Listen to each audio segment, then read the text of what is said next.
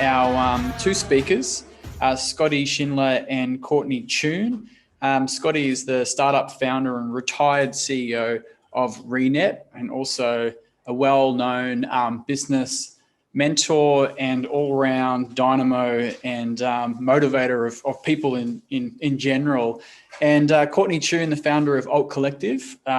In 2008, he launched the Alt Collective, and since then he's worked with over 250 small businesses and new startup clients. So in this session, we'll explore how best to start engaging with potential clients and being strategic about prospecting. And we'll look at ways, well, the guys will look at ways to better build relationships so you can turn your prospects into paying clients.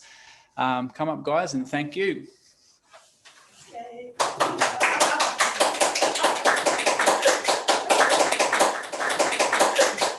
Thanks, East for that, Ash. Thanks to the crowd. Thanks to all those people who are tuning in. Yeah, I'm Courtney. I'm from Alt Collective. So we kicked off Alt Collective a couple of years back, a passion for small business, and we were fortunate enough to pick up a contract called the Entrepreneur Facilitator Services, which is being run by the federal government.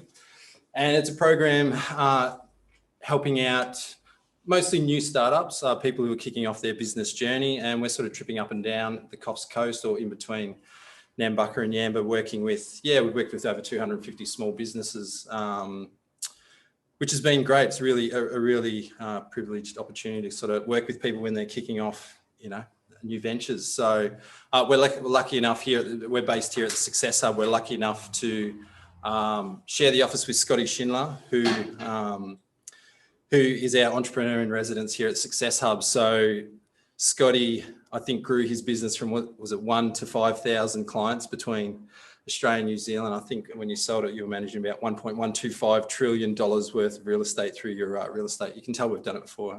So, yeah, guys in the audience, it's pretty casual sessions Scotty and I usually do. So feel free to throw in a question if you got a question, and the crew at home, by all means, throw something in the chat box if you got a question. But so yeah, prospecting for new clients. I didn't mention Scotty actually spent about 10 years doing door-to-door sales and insurance, which is enough to give a lot of people nightmares. But so he knows a lot about prospecting for new clients. Scotty? Yeah, cool. So I'm going to go through 5 things today. So I'm going to just share the screen in a second.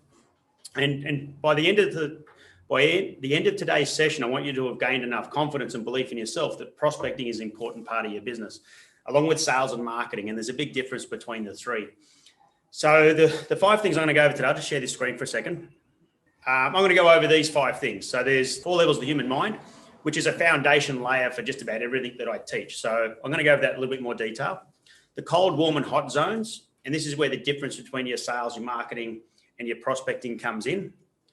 Then social media and prospecting, and how to prospect a little bit more on social media. A fish attracting device, and that's something to do with how you actually reverse prospect and reverse market. So we'll get to that one. You'll probably enjoy that one. And the last one is the difference here with the marketing, the sales, and the prospecting around your business cycle and how all that fits in together. And look, prospecting is a really important part of business. And one thing I know for certain is if you're good at prospecting, you'll be able to build your business when it's going good, and you'll never have a bad time, because every time it starts to slow down, you'll start prospecting again and build your business straight back up again. So being able to prospect is one of those foundation layers in business that's really, really important and critical, if you ask me. I won't say it's a lost trade, but I think sales is a lost trade, but certainly prospecting is starting to die away as well because of social media. People think they put up some marketing and they're prospecting, when really it's slightly different. And that's what we'll try and uncover today with the prospecting. So back to you for a second, Courtney. What's your thoughts? Now you're doing all the Entrepreneur Facilitators program. How does prospecting fit in with what you're teaching the guys here? Yeah, I mean, going back to that comment about social media, I think, don't get me wrong, it's definitely got a lot of value. And I think sometimes people put too much value maybe on social media. And, if you throw up a social media workshop, you fill it straight away, and there's loads of social media stuff happening. But I definitely think people undervalue, prospecting and sales and selling. And, I think you mentioned to me a while back, sales, selling, prospect can be a bit of a lost art. I definitely think when looking at the clients we work with, you know, the ones who are having the most success, they're getting out of their comfort zones in terms of they're getting on the phone and they're just linking in with people and cold calling. And it's something that's uncomfortable for most people, you know, but the people who are achieving the most are doing that. And you know, when I look at people who perhaps their business journey's only been short, you know, they haven't gone on, I think it hasn't always been about the product. Sometimes they've had a good product, but it's their ability to just get out and connect with clients and build clientele for their products. So yeah, some of the observations I think we've seen, it's been great to just work with so many businesses, and you kind of see patterns of what leads to a successful small business, maybe patterns that lead to not so successful small business too. Well, it's funny you say that, because I was only just did a session yesterday, an international session, and a lot of people ask me about, you know, their careers and where they are. And I started a software company, but the reality is what made the software company work wasn't the software, it was actually my ability to be able to go and have a conversation with people and get a yes answer and get a sale. And that was the difference. There was a lot of smarter programmers than me out there. So your observation about some of these startups that your entrepreneur facilitators you got at the moment is the difference is in that execution, right? So if we go to look at the first thing, which is the 4 levels of the human mind: closed, open, confident, and belief. So you yourself go through that same journey when you're first starting business. You know, you've gone from closed, you're open, you've got an idea, and then you're going through the confidence and belief stages. And when you're out prospecting, what you're doing is you're just trying to get people that might be interested in your business to open their minds and become part of your business as well. So the 4 levels of the human mind is a foundation layer. So when you're talking about sales, you're talking about trying to get people to the confident and belief level, and you're trying to close a deal. But when you're prospecting, it's well before that. So you're not selling. In fact, when you're marketing, you're just putting it out there. You really don't know. You're putting things out there. But when you're prospecting, you're starting to pick up the phone or write some emails or cold call people, go and physically prospect people just to do one thing, which is that very first layer, which is open people's minds. So it's really important to understand the journey you're going on and the journey they're going on, the people you're talking to. So you don't turn it into a sales pitch, you just turn it into prospecting, which is just starting that conversation up and having a nice, you know, friendly conversation about what you both do and how you both fit into the space. And then preferably seeing what you can do to help them grow their business so they can help you grow your business, a bit of collaboration even. And that's how prospecting sort of works. So just try to understand the 4 levels of the human mind as part of the journey that you're going on and they're going on with you about your products and services. So there's closed, there's open, there's confident, and there's belief. We talk about that one a lot. You can see that journey as well with the people coming in with their startup businesses, can't you? So is that, you know, initial prospecting, that initial conversation, is that really just relationship building? You know, you're obviously not on the sell, it's just building rapport. And I mean, you think about it. If you had one constructive conversation with the prospect, not a sales, but in prospecting, trying to grow your business and your relationships, and they turn into sales leads, don't worry, they can turn and pivot. But I'm just talking about if you did one constructive, you know, prospecting call a week, well, that's 50 odd decent prospect conversations you've done a year. I mean, you think about how big your business will be in 2 or 3 years' time. If you just do one constructive in your avatar client, in your hot zone, in your business, how good your business will look after a few years. And it's not that hard. So as much as some people are scared to go and actually pick up the phone and say, let's catch up for a coffee, you know, or walk out and go and see somebody, it's actually a really, really important foundation layer of the business. So how important is it to get on the phone, to get like catch up with someone? I know, you know, nowadays you can message people through Facebook, you can message people via email. You know, how important is it just to get on the phone and talk to someone? Funny thing is, I had someone say to me recently, you know, they said, oh, does all the things you did when you first started still work today? And I'm thinking, I'm not that old. But the reality is it even works even more. So when you pick up the phone, have a conversation with someone, they almost go, oh, wow. Like the amount of confidence and belief they get back about having a conversation with you is amazing, because it's almost abnormal now. You're now doing something different to everyone else. And that's how you stand out, by doing different things. So when you ask how important it is, well, yeah, if you really think someone's going to be a good prospect and you want to start that relationship off, even if they're in your cold zone, which we'll move into next, picking up the phone and having a conversation with someone, if you can, of course. If they're overseas, it's a bit harder, but with Zoom nowadays, you can do it everywhere in the world. Yeah, it's super important. And if you did one of those a week, a massive amount of business will turn up your way just over a period of time. Yeah, it's interesting sharing an office with Scotty. Scotty's office is a couple of meters away from mine. So I kind of observe things, and what I've observed about Scotty is he might link in with people, whether it's through LinkedIn or social media, but as soon as the opportunity comes up to get on the phone, Scotty's on the phone. And Scotty and I are actually running a little business retreat early next year. And so for me, that's been prospecting. I was starting from scratch, no clientele whatsoever. And it's interesting, I kind of connected with a couple of people, and I thought to myself, what would Scotty do? And I jumped on the phone, and it's amazing when you just, all you got to do is jump on their website, find their phone number, jump on the phone and give them a call. It is amazing. They just open up, right? And all of a sudden have this conversation, not trying to sell anything, just starting the relationship to have that conversation. And it's prospecting, not selling where you ring up going, hey, do you want to buy? You ring up your dead set prospecting. And if we look at the cold, warm and hot zone, so there's 3 zones, right? And there's the cold, warm and hot zones will happen everywhere, but let's just look at it at a helicopter view of your business. The cold zone are the people that aren't clients. The warm zone is the people you're talking to, and the hot zone is clients.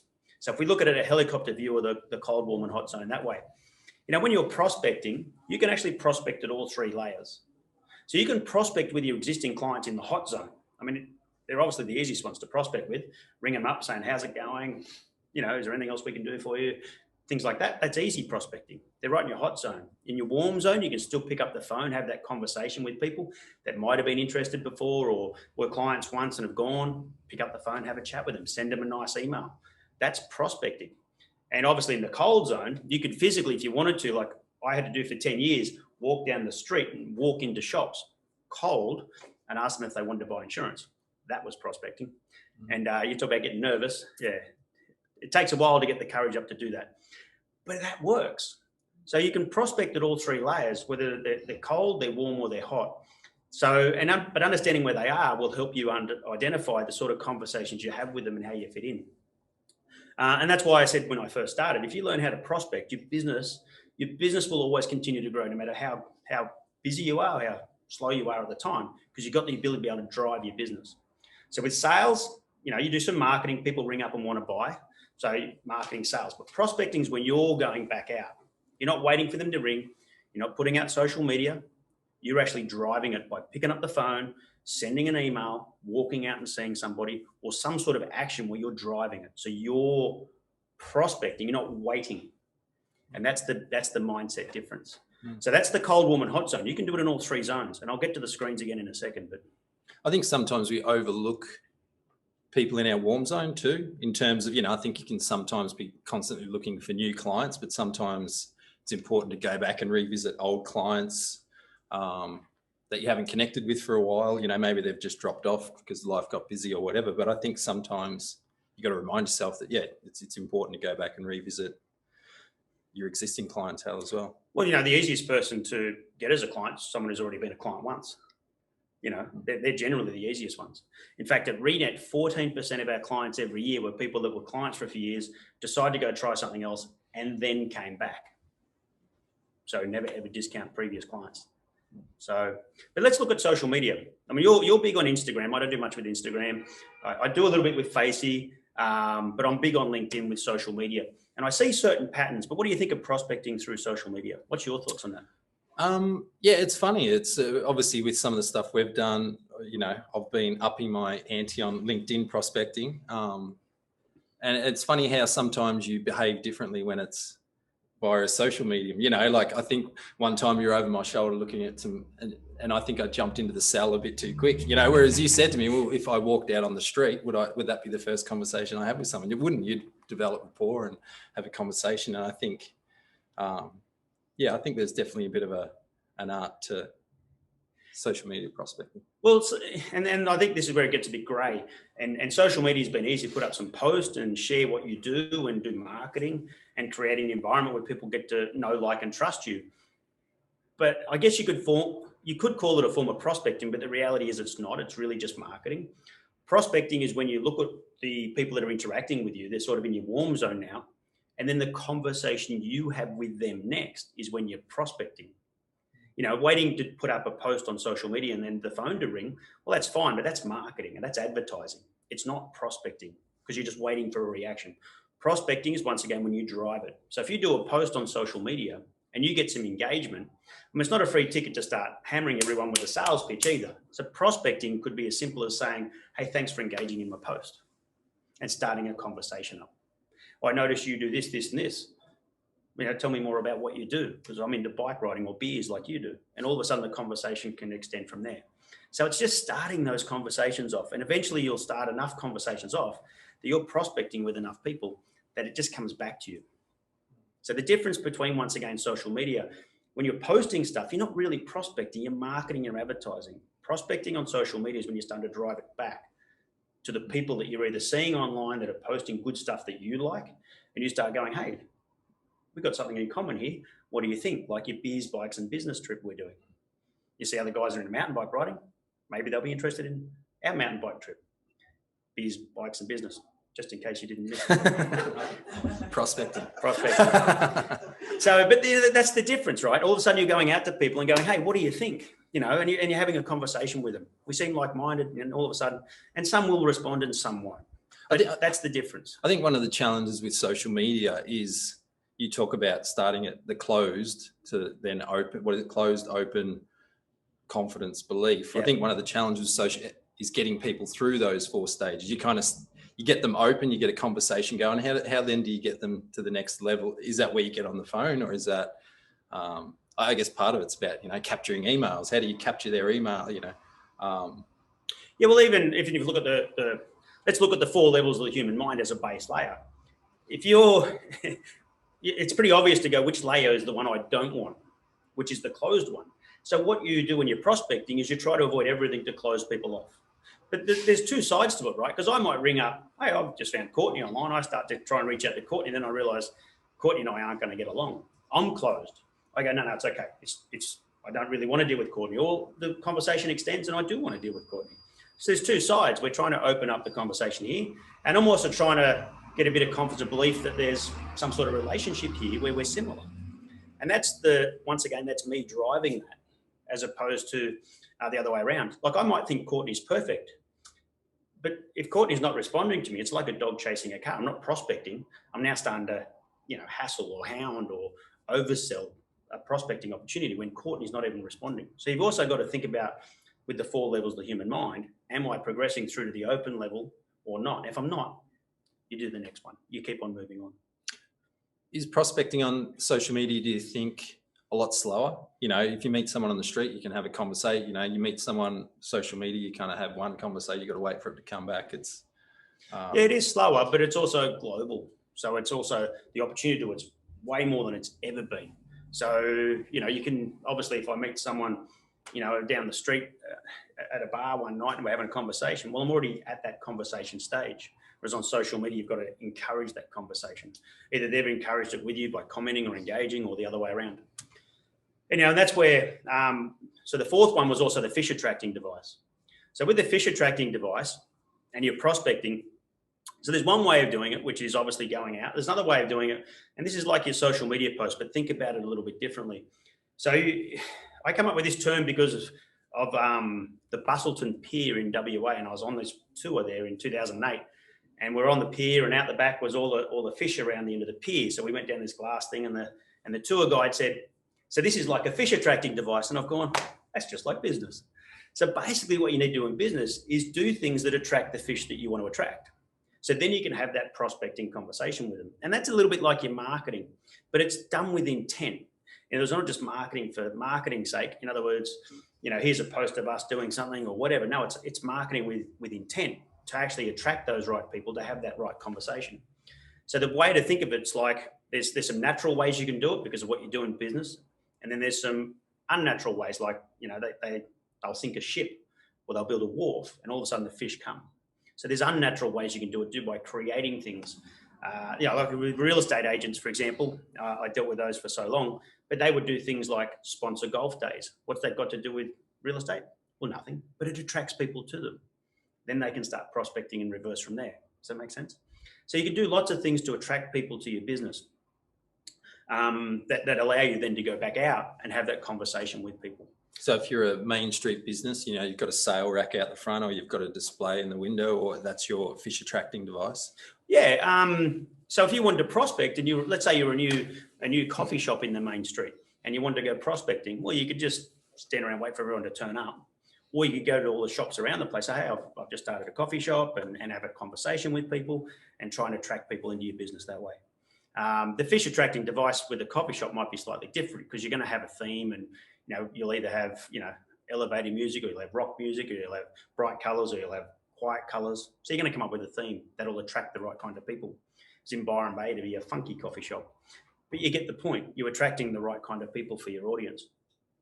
And but if you wanted to prospect, for example, down the street, and you could actually walk down the street and just say to people, hey, I've got a sale on this Saturday coming up. So locals, have a conversation. Pretty simple, right? But uncomfortable at the same time to go and talk to people cold.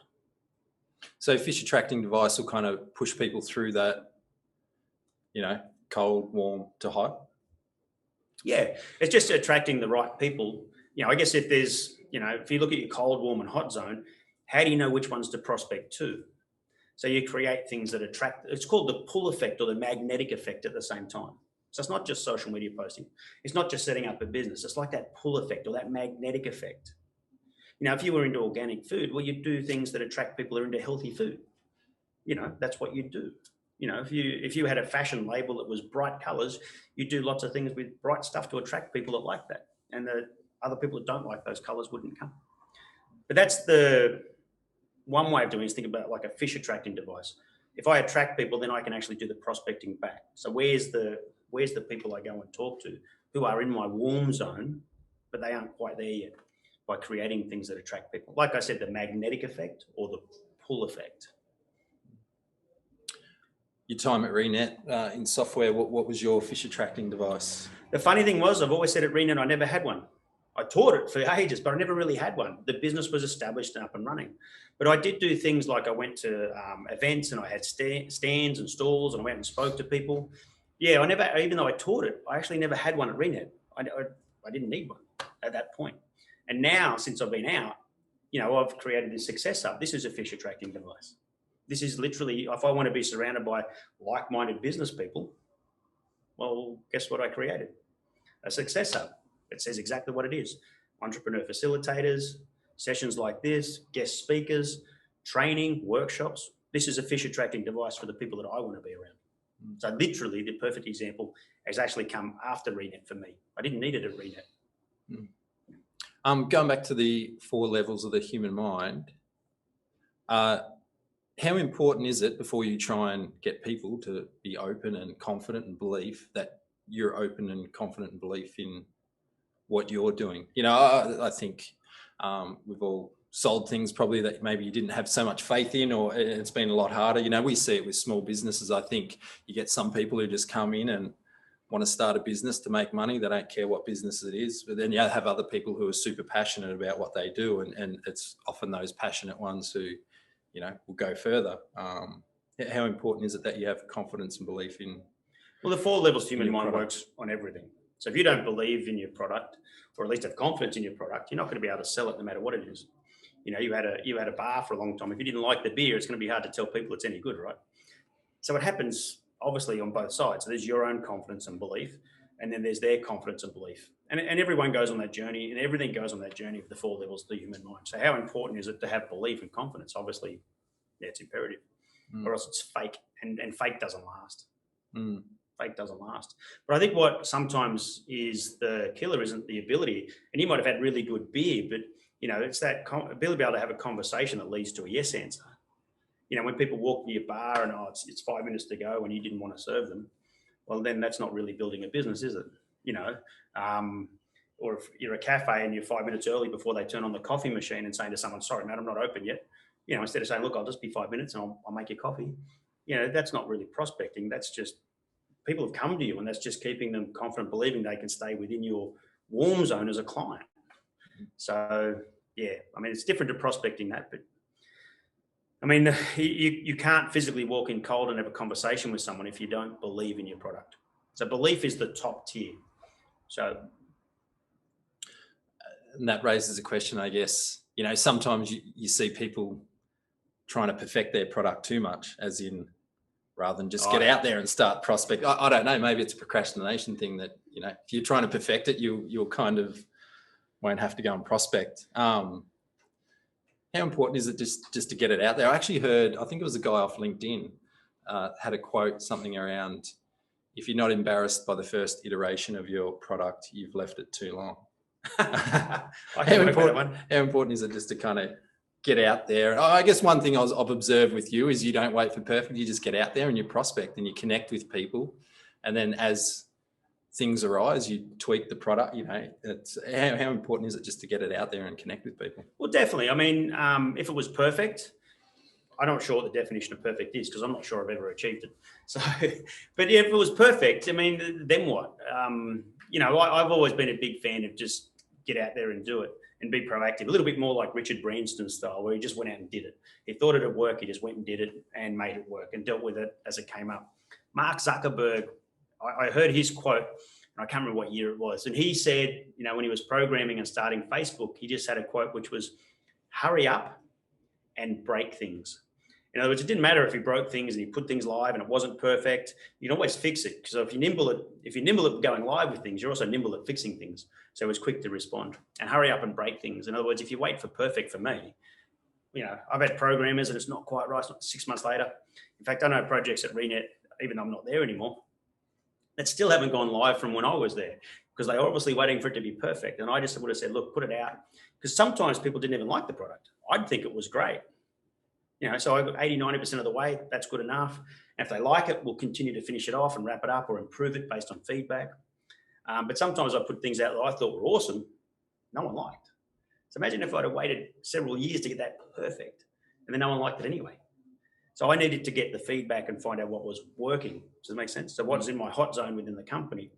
So I never waited for perfect for just about anything. And I was never embarrassed about it. Well, I did break a few things that I shouldn't have broke, but that's another story. But I never waited for perfect, and I still won't. You know, good enough's near enough. And if you can get that working, you just keep on building on top of it. Because you're going on your own journey yourself, you know, through confident belief. And the best way to do that is actually go to market, like physically go to market. If you're starting a restaurant, open it up. Start serving people and start tuning it up. So nowadays you're doing a lot of international coaching and that type of thing. Where did you start? Like in terms of, you know, you obviously jumped on LinkedIn and just started. What did it look like?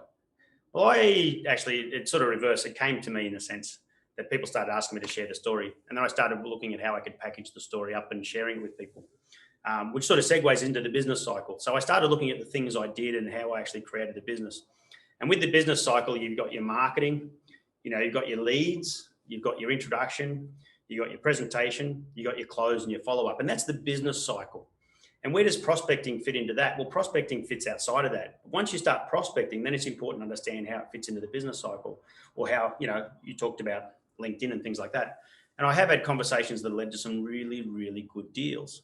So people just start talking and a bit of conversation, a bit of, you know, a few questions backwards and forwards, and all of a sudden it's like, and what do you think? In fact, I got one today from a year ago that emailed and said, look, business is going really good, but I'm thinking about doing some coaching thing. How's it actually work? In other words, from a conversation a year ago I had with someone, he's now decided to reach out to me and say, basically, my words, not his, what about some coaching?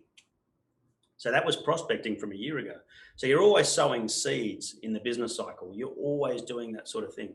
And like I said, you do 50 odd decent, constructive conversations prospecting a year, and some of those start to come off a year, 2 years later, you know, to grow your business. I'm not talking about day-to-day clients. I'm talking about some big prospecting clients.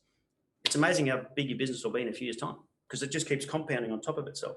So when you first start, you're thinking, oh, where's my next client going to come from? You just keep driving it. You know, so if I was a coffee shop how do I prospect? Well, I keep everyone else in the main street knowing who I am and how they fit in. So they recommend people to my shop. Because if we go back to the top tier, the 4 levels of the human mind, the belief level, I'm down in the clothes shop and I say, oh, where's the best coffee? Well, these are the 2 I like.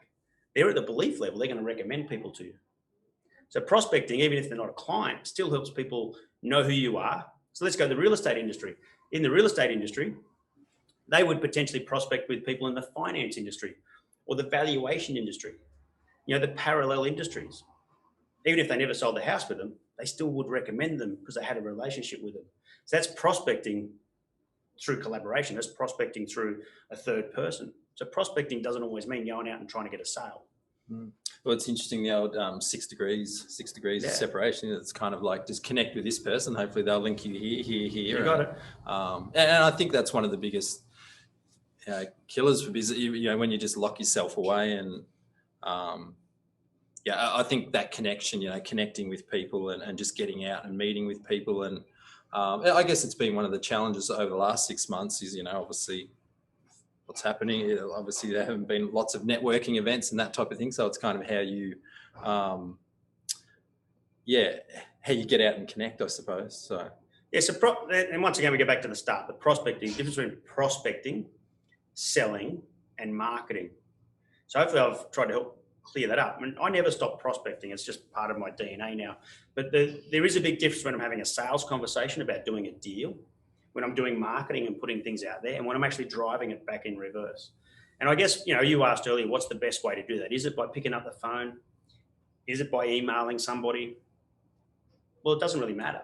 As long as it's part of what you do every day, so it's a conscious effort every week that you have that prospecting part of your business. As much as you think about your marketing, your advertising, or the sales that are coming through, you have to also keep at the back of your mind. Prospecting is really important. Like a farmer sowing some seeds this year for next. They plant today, but they don't get paid till next year. And that's what prospecting is all about.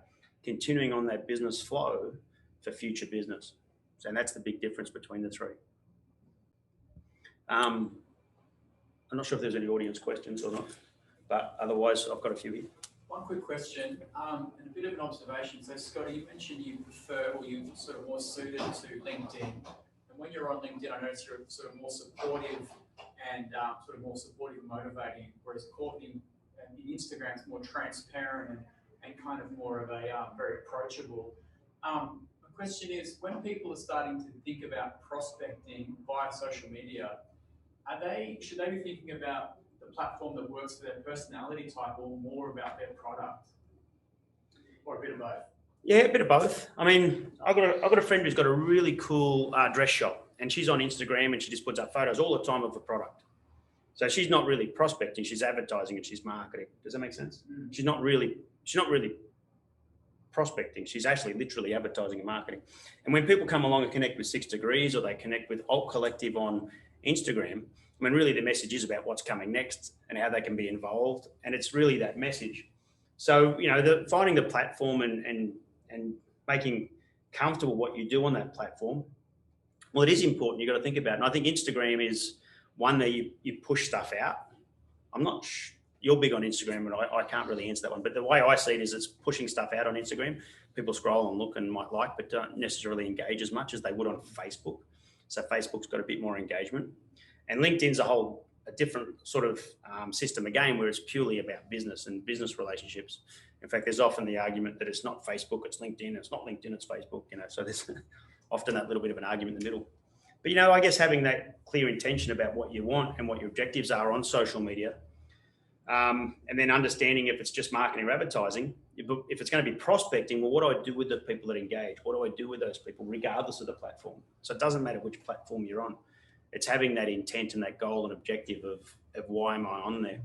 And it's interesting you say that too, because one of my goals when I first got on LinkedIn was just to be supportive.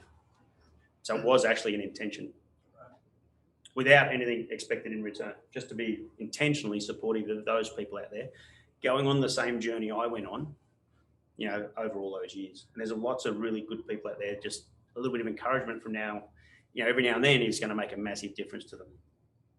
I think, Ash, were you sort of referring to getting your personality across as well, sort of through, as in like, I think it's, I mean, that's part of your fish attracting device, I suppose, getting your personality across through social media or, and trying to attract like-minded people, I think. So, yeah, and I guess too, just say with Instagram, where you'd be a bit more brand orientated or mindful of brand as opposed to say LinkedIn. So I guess just trying to find that perfect balance of this is my personality type, and also this is the type of product that I'm actually promoting or in the terms of prospecting. So yeah, just trying to get that balance of personality and the product alliance. I think it's really important to understand your target. We always talk about, avatar clients and who your target market is. And, we've been doing some stuff through Instagram, through this program, because a lot of the clients we're connecting with are active on there. But in saying that too, with, the business retreats that Scotty and I are working on at the moment, we've been doing a lot through LinkedIn just because it's that business to business market. So I think, I think, often when we connect with clients, it's like, just pick one and do it really well, rather than try and do 3 or 4 different mediums, just do one and do it really well. Because I think the other danger you have with social media is if you got 3 or 4 mediums, I don't know if it's just me, but I kind of find messages from 6 months ago. I was like, oh, I didn't know that person sent me a message. It's like, well, that was a warm lead and it's gone, So I think if you can just have one medium, you miss less things, I think. So, you only want 2 at the most. So, I think it's important to probably have a couple, but if you're trying to do all 4 or 5, I mean, you won't do anything else. Yeah. And you won't do any prospecting. You'll think you're prospecting. You'll think you're really busy, but you're not really achieving anything. So it's got to be that balance and that intent. So, any questions from the floor? What do you feel like your preferred clients are not on any social media? Well, it's interesting you say that because, I didn't do any social media through Renet. Just so you know, my only thing that was important to me was my clients and my staff. So I was always having conversations with my clients and staff as my social media. So I didn't really get into social media until after Renet, just so you know. I really did nothing with it. So, if they're not on social media, for me, I'm going, well, it doesn't really matter, right? It's actually irrelevant. So they don't need to be on social media for you to be able to go out and pick up the phone and prospect and have a conversation with people. So how do you find them? Well, then you've got to do your own research on social media. If they're not on social media altogether, they're going to be somewhere.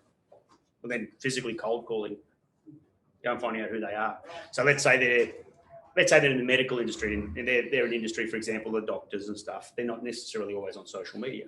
So if you're going to go and find them, well, you've got to go to where they are. What's their fish attracting device? Where are they going to be? And how do I get in touch with them? So that just has to become part of how you go and prospect and create those relationships. Because there are some people that just aren't on social media, and that's fine. Well, I was one of them. Profile, but they're never actually on there. Yeah. So yeah, I was one of them. I never did anything with social media. So for all those years, it didn't bother me. In fact, the worst thing about social media for me was that all of a sudden I had my Facebook account and some of them wanted to connect with me on that. And the next day they went, oh, Scotty actually surfs. I thought he was just a business guy. Now he's a surfer, really? Does he actually do any work or does he just surf all day?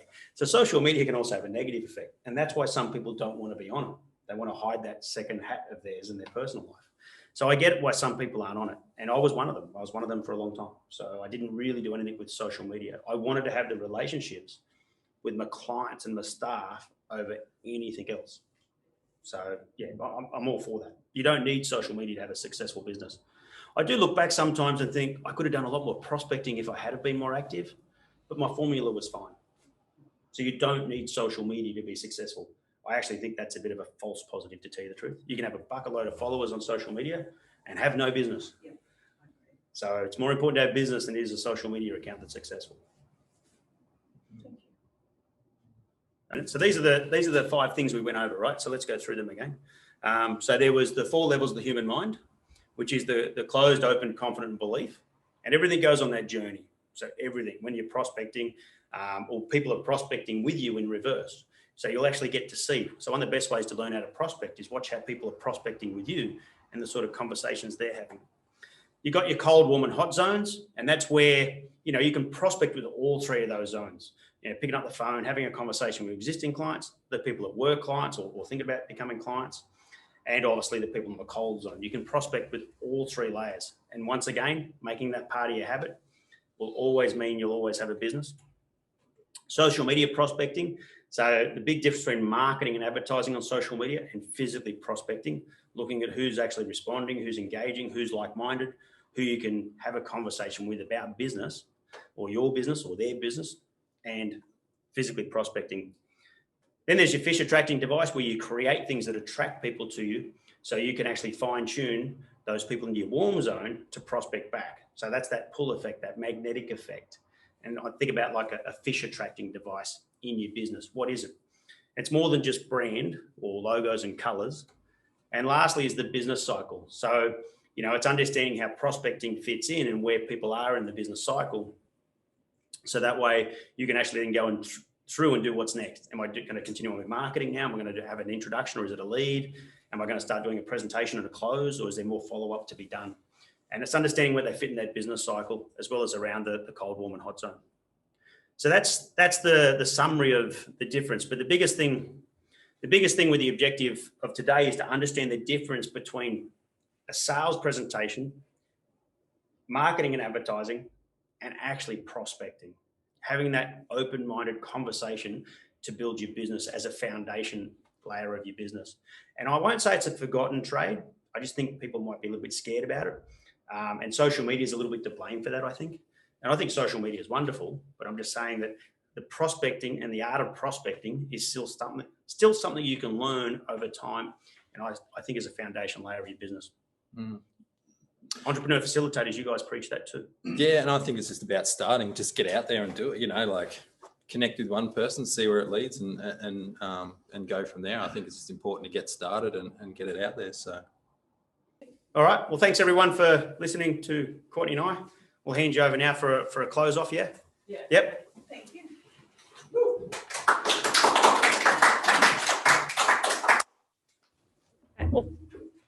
Thanks, guys, for an awesome presentation. It's really sort of changed my framing, I guess, of how you look at the sales, and really to pick up what Courtney and you were just saying there. For me, it's about the prospecting is something you can do before you're ready, almost, because that's where you can get your insights of, this is where I'm going, this is where I'm thinking, and trying to see who can fit with what you're trying to do. So I think it's a fantastic sort of perspective.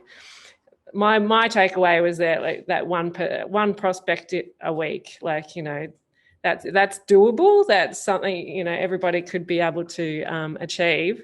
And as you say, that's just sort of banking it for the future. So I think that's brilliant. So there's your homework for the week, everybody. So thanks very much, guys. And thanks for hosting us here in the Sawtell Success Hubs. It's a beautiful space. If you don't know where it is, 69 First Avenue, come on down and say hi to the guys.